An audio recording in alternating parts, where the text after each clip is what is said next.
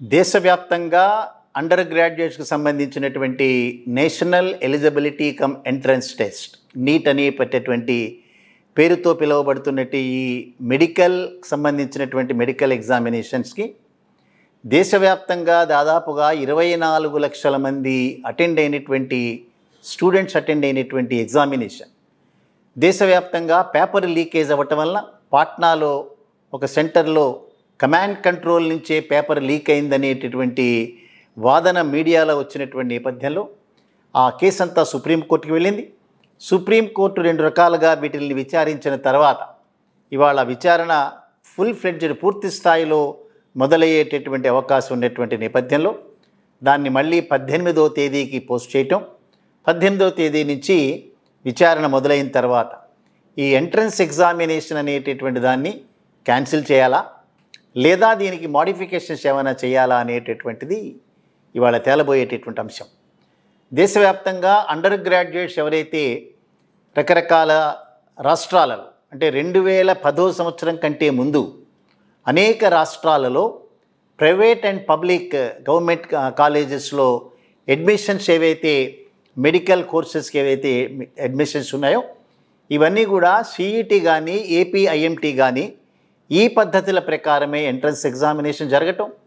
Entrance examination జరిగిన తర్వాత క్యాండిడేట్స్ని selections బట్టి క్యాపిటేషన్ ఫీజు చాలా పెద్ద ఎత్తులో వసూలు చేస్తుండేవారు.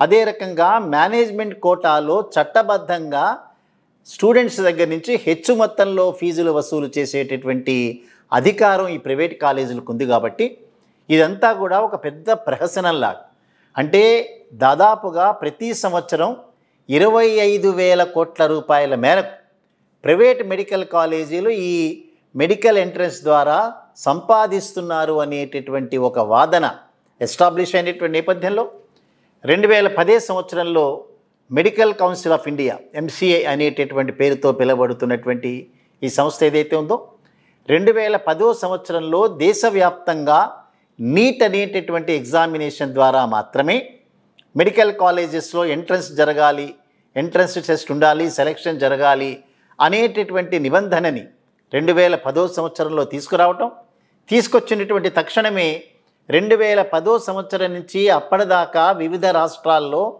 ఏదైతే సిఈటి ద్వారా ఏపీఐఎంటీ ద్వారా ఎంట్రన్స్ ఎగ్జామినేషన్స్ జరుగుతున్నాయో ఆ ఎంట్రన్స్ ఎగ్జామినేషన్ స్థానంలో నీట్ని ఇంట్రడ్యూస్ చేయటం అనేటటువంటిది జరిగిపోయింది. తర్వాత దాదాపుగా ఒక 100 పిటిషన్ల వరకు కూడా దేశవ్యాప్తంగా ముఖ్యంగా గుజరాత్ లాంటి రాష్ట్రాల్లో, తమిళనాడు లాంటి రాష్ట్రాల్లో, మహారాష్ట్ర లాంటి రాష్ట్రాల్లో చాలా పెద్ద ఎత్తులో ఉండేటటువంటి ప్రైవేట్ కాలేజెస్ ఏవైతే ఉన్నాయో పెద్ద ఎత్తున క్యాపిటేషన్ ఫీజు అదే రకంగా ఎంట్రన్స్ ఎగ్జామినేషన్ రాసేటటువంటి వ్యక్తుల యొక్క దగ్గర నుంచి కూడా పెద్ద మొత్తంలో బిల్డింగ్ ఫీజు అనేటటువంటి పేరుతో రకరకాల పేర్లతో కోట్లాది రూపాయలు వసూలు చేస్తున్నటువంటి ప్రైవేట్ కాలేజీల మేనేజ్మెంట్లన్నీ కూడా సుప్రీంకోర్టు తలుపు తట్టి 2010 సంవత్సరాలు తలుపు తట్టి మాకు ఏమాత్రం సమాచారం ఇవ్వకుండా లక్షలాది మంది స్టూడెంట్స్ అటెండ్ అయ్యేటటువంటి నీట్ ఎగ్జామినేషన్లో వారికి ముందస్తు ఇన్ఫర్మేషన్ అనేటటువంటిది ఇవ్వకుండా తక్షణమే నీట్ ఎగ్జామినేషన్ పెట్టడం అనేటటువంటిది ఇది చాలా ఇబ్బంది కలిగించేటటువంటిది. లెవెల్ ప్లేయింగ్ గ్రౌండ్ అనేటటువంటిది లేని పక్షంలో చాలా కాన్సన్ట్రేటెడ్గా అంటే చాలా క్లిష్టమైనటువంటి ఒక ఎంట్రన్స్ ఎగ్జామినేషన్ని తయారు చేశారు అనేటటువంటి వాదనతో ప్రైవేట్ కాలేజీల మేనేజ్మెంట్లు అదే రకంగా కొంతమంది రూరల్ ఏరియాస్కి సంబంధించినటువంటి స్టూడెంట్స్ వారి యొక్క తల్లిదండ్రులు అందరూ కూడా నీట్ మన సుప్రీంకోర్టుని అప్రోచ్ అవ్వటం అనేటటువంటిది 2010 సంవత్సరంలో చూసాం.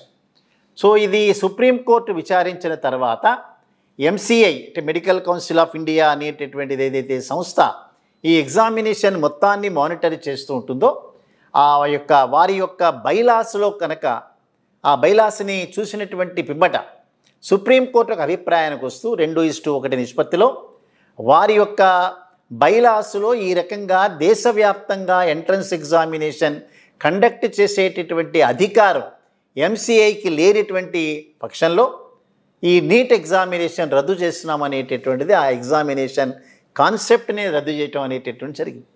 ఒక పక్క సుప్రీంకోర్టు ప్రధాన న్యాయస్థానం చెప్తూనే ఉంది దేశవ్యాప్తంగా ఒక ఎంట్రన్స్ టెస్ట్ జరగటం వల్ల తప్పనిసరిగా ఈ హై లెవెల్లో ఉండేటటువంటి ఇన్ఫ్లుయెన్స్లు కానీ లేదా కావాలని చెప్పి కొంతమంది స్టూడెంట్స్ని ఫెయిల్ చేసి కొంతమందిని పాస్ చేసి ఫెయిల్ అయినటువంటి విద్యార్థుల దగ్గర హెచ్చు మొత్తంలో డబ్బులు వసూలు చేయటం, రకరకాలైనటువంటి కరప్షన్ యాక్టివిటీస్ ఉండేటటువంటి దీని స్థానంలో నీట్ అనేటటువంటి ఒక ఎగ్జామినేషన్ రావటం అనేటటువంటిది హేతుబద్ధం. అదే రకంగా దాన్ని ఆహ్వానించదగినటువంటి పరిణామమైన సరైనటువంటి ముందస్తు సమాచారం లేకుండా ఈ రకమైనటువంటి చర్య తీసుకోవటం అనేటటువంటి తప్పు అని చెప్పి 2010 సంవత్సరంలో సుప్రీంకోర్టు నీట్ అనేటటువంటి ఎగ్జామినేషన్ కాన్సెప్ట్ రద్దు చేసిన తర్వాత వెంటనే మళ్ళీ సిఈటి ద్వారా ఏపీఐఎంటీ ద్వారా వివిధ రాష్ట్రాల్లో మళ్ళీ అడ్మిషన్లు జరిగాయి.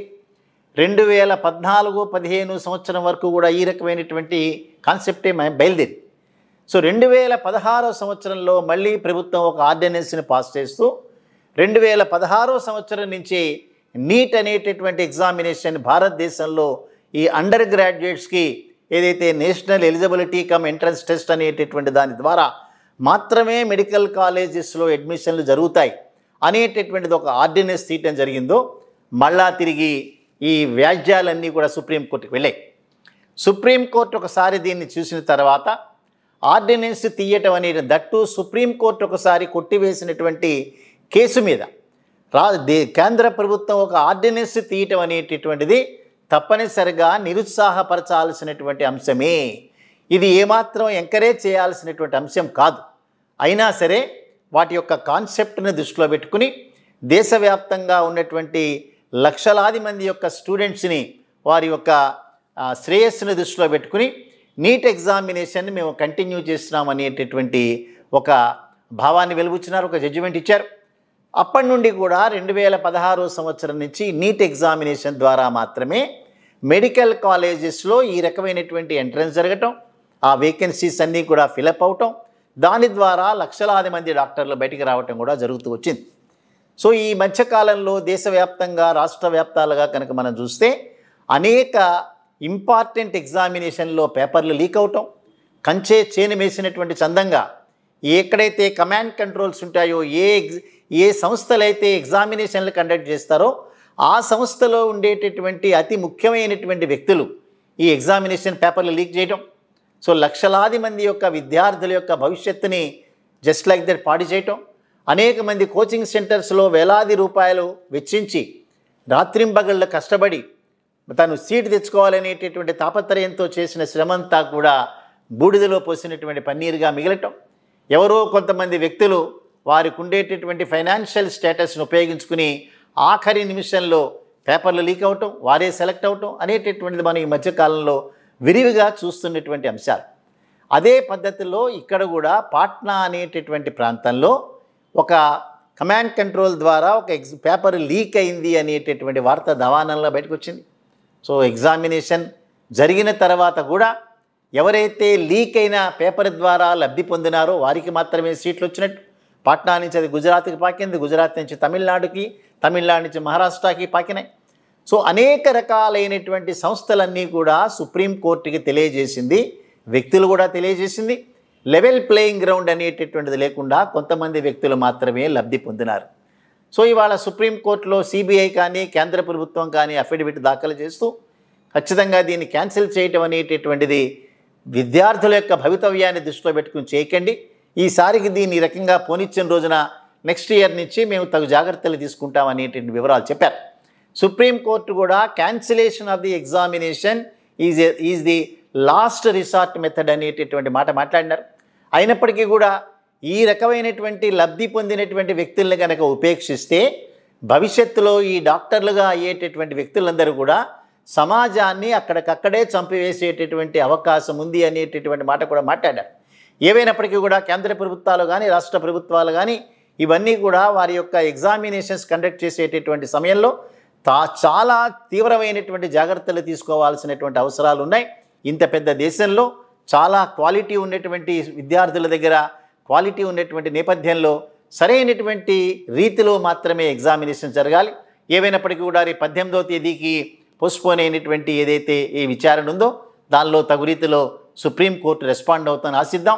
మరొకసారి పేపర్ లీకేజ్ అయ్యేటటువంటి వ్యక్తుల్ని చాలా కఠినంగా శిక్షించడమే కాకుండా వారి పట్ల ఏమాత్రం సానుకూలత సహృదయత ఉండటానికి వీల్లేదు. విద్యార్థుల భవిష్యత్తుని స్పాయిల్ చేయడానికి నిర్ణయించేటటువంటి ఏ వ్యక్తి అయినా ఏ సంస్థ అయినా సరే చట్ట ప్రకారం శిక్షార్హులే అనేటటువంటి మాట సుప్రీంకోర్టు తెలియజేస్తుందని మనం కూడా ఆశిద్దాం.